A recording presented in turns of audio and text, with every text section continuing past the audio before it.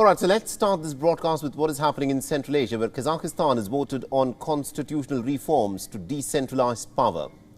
The constitutional referendum has been passed with almost about 77% of the voters voting in support of the proposed reforms, paving the way for changes in the constitution.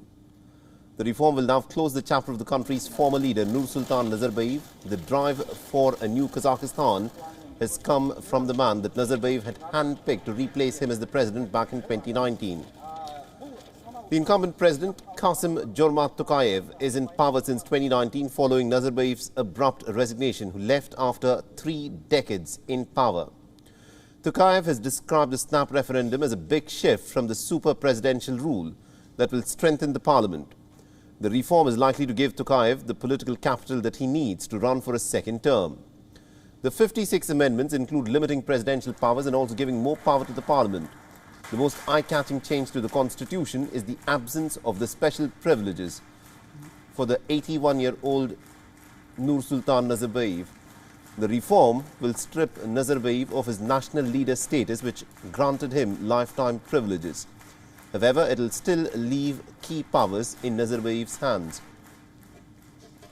Now, the former Soviet Republic, Kazakhstan, is the richest and also the most economically developed nation amongst the 5 Central Asian nations.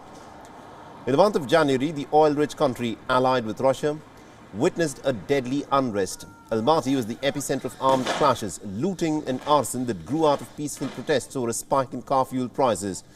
The bloodshed left more than 230 people dead and prompted the authorities to call in troops from the Russia-led security bloc. After stability was restored, Tokayev criticized Nazarbayev for allowing inequality to fester.